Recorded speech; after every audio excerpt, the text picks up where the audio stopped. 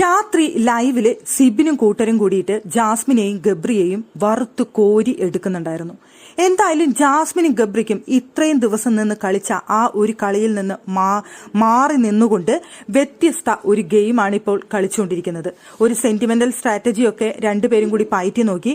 അവിടെ നിന്നും ഇപ്പോൾ ഞങ്ങൾ ഒറ്റപ്പെടുന്ന സ്ഥിതിയിലേക്ക് എത്തി എന്നുള്ള ഗെയിമാണ് ഇപ്പോൾ ജാസ്മിനും ഗബ്രിക്കും പിടിക്കാനായിട്ട് സാധിക്കുന്നത്. കാരണം മറ്റൊന്നുമല്ല, എന്തായാലും ജാസ്മിനെയും ഗബ്രിയെയും പൊളിക്കുക എന്നുള്ളത് തന്നെയാണ് സിബിന്റെയും കൂട്ടരുടെയും ലക്ഷ്യം. അതുകൊണ്ട് തന്നെ അവർ ഒരുമിച്ച് നിന്ന് തന്നെ അറ്റാക്ക് ചെയ്യുന്നുണ്ട്. പവറും മൊത്തത്തിൽ തന്നെ അറ്റാക്ക് ചെയ്യുന്നുണ്ട്. അതുകൊണ്ട് തന്നെ ജാസ്മിനും ഗബ്രിക്കും ഇനി തിരിച്ചടികളുടെ കാലം എന്ന് പറയേണ്ടി വരും. ഇതുവരെ ചെയ്തു കൂട്ടിയതിനെ എല്ലാം തന്നെ തിരിച്ചടികൾ നേരിടുന്ന കാലം. ഒരുപാട് കാര്യങ്ങൾ ഇവർ ഗെയിമിന് വേണ്ടി അവിടെ കാണിച്ചു കൂട്ടി. ജാസ്മിനും ഗബ്രിയും തങ്ങൾ പ്രണയത്തിലാണെന്നും ഞങ്ങൾ ഫ്രണ്ട്സ് ആണെന്നും ഞങ്ങൾ കല്യാണം കഴിക്കാൻ പോകുന്നവരാണെന്നും ഒക്കെ പറഞ്ഞുകൊണ്ട് പല പല നാടകങ്ങൾ രണ്ടുപേരും കൂടി അവിടെ അരങ്ങേറിയിരുന്ന സമയത്ത് അവരെ എതിർക്കാനും അവർക്കെതിരെ നിൽക്കാനും അവർക്കെതിരെ നിന്നുകൊണ്ട് പവർഫുൾ ആയിട്ട് ഗെയിം കളിക്കാനുമുള്ള ആളുകൾ എത്തുമെന്ന് അവർ കരുതിയിട്ടുണ്ടാവില്ല. അവർ വിചാരിച്ചത് ഞങ്ങളുടെ ഈ നാടകം കൊണ്ട് 100 ദിവസം ഇവിടെ നിന്ന് പോവാം, 100 ദിവസത്തെ കപ്പ് ഞങ്ങൾക്ക് നേടിയെടുക്കാം എന്നായിരിക്കും. പരസ്പരം അങ്ങോട്ടും ഇങ്ങോട്ടും കപ്പൊക്കെ വിട്ടുകൊടുക്കാൻ രണ്ടുപേരും തയ്യാറായിരുന്നു. അതുകൊണ്ട് തന്നെ അങ്ങനെ ചെയ്യാമെന്നൊക്കെ കരുതിയിരിക്കുമ്പോഴാണ് സിബിന്റെയും കൂട്ടരുടെയും എഴുന്നള്ളത്. ആ സിബിൻ എന്ന് പറയുന്ന വ്യക്തി ഒരു 1.5 പൊളിച്ചെടുക്കലാണ് ഇപ്പോൾ ബിഗ് ബോസ് വീട്ടിൽ നടത്തിക്കൊണ്ടിരിക്കുന്നത്. ജാസ്മിനെയും ഗബ്രിയെയും എങ്ങനെയെങ്കിലും പുറത്തേക്ക് ചാടിക്കുക എന്നുള്ളത് തന്നെയാണ് സിബിന്റെ ലക്ഷ്യം. അതിനുവേണ്ടി സിബിൻ കുറച്ചുപേരെ കൂട്ടുപിടിച്ചിട്ടുണ്ട്.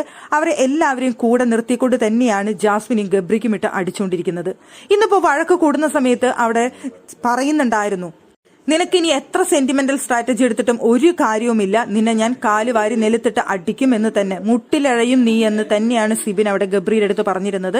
ഗബ്രിയെ ഒരു തരത്തിലും അവിടെ വിട്ടുകൊടുക്കാനായിട്ട് സിബിൻ തയ്യാറായില്ല. അവിടെ പറഞ്ഞു, ഞാൻ നിന്നെ മുട്ടിലഴയിച്ചിട്ടേ ഇവിടെ നിന്ന് പോവുള്ളൂ, നീ ഇവിടെ ഉണ്ടെങ്കിലും ഞാനിവിടെ ഉണ്ടെങ്കിലും എന്നാണ് അവിടെ സിബിന്റെ വാക്പോര് ആയിരുന്നത്. കട്ടയ്ക്ക് മുട്ടയ്ക്ക് നിന്ന് നെഞ്ചു വിരിച്ച് നിന്നോണ്ടൊക്കെയായിരുന്നു സിബിൻ അവിടെ നിന്ന് സംസാരിക്കുന്നുണ്ടായിരുന്നത്. അവിടെ ഗബ്രിക്ക് കൂട്ടായിട്ട് ജാസ്മിനും ജാസ്മിന് കൂട്ടായിട്ട് ഗബ്രി മാത്രമാണ് അവിടെ ഉണ്ടായിരുന്നതെന്നു. പക്ഷെ ഒട്ടും വിട്ടുകൊടുക്കാതെ അവിടെ ജിൻഡോയാണെന്നുണ്ടെങ്കിലും അഭിഷേക് ആണെന്നുണ്ടെങ്കിലും എല്ലാവരും കയറി ഇവർ അറ്റാക്ക് ചെയ്യുന്നുണ്ടായിരുന്നു. ജാസ്മിനും ഗബ്രിക്കും അവിടെ ഒരു സ്പേസ് കൊടുക്കാതെ അവർക്ക് നല്ല രീതിയിൽ പറഞ്ഞു കൊടുക്കുന്നുണ്ടായിരുന്നു. അവിടെ സിബിൻ പറഞ്ഞിരിക്കുന്നത്, 2 എണ്ണത്തിനെ ഞാൻ വെറുതെ വിടില്ല, 2 പേരുടെയും ഡ്രാമ പൊളിച്ചടുക്കും എന്ന് തന്നെയാണ്. നീ കഴിഞ്ഞ ദിവസം ഇവിടെ ഇരുന്ന് കരഞ്ഞിരുന്നില്ലേ, ക്വിറ്റ് ചെയ്യണം വീട്ടിൽ പോകണം എന്നൊക്കെ പറഞ്ഞിട്ട്, എന്തേ ഇപ്പൊ അതൊക്കെ ആ ഡ്രാമയൊക്കെ തീർന്നോ എന്നാണ് സിബിൻ ചോദിച്ചത്. അപ്പൊ ഗബ്രി പറഞ്ഞിരുന്നു, എന്റെ അതൊക്കെ തീർന്നു, ഇനി ഞാൻ തിരിച്ചു വരുന്നു, ഞാൻ ഇനി തിരിച്ചു വരേണ്ട നാളുകളാണ് എന്നൊക്കെയാണ് അവിടെ ഗബ്രിയും ജാസ്മിനും ഒക്കെ പറഞ്ഞിരുന്നത്. എന്തായാലും അവർ ഈ 1 മാസം കൊണ്ട് അവിടെ എന്താണ് കാണിച്ചു കൂട്ടിയത്, അതിനെയെല്ലാം തിരിച്ചടികൾ നേരിടുന്ന സമയമാണ് ഇപ്പോൾ എത്തിയിരിക്കുന്നത്. അതും സിബിന്റെ രൂപത്തിൽ.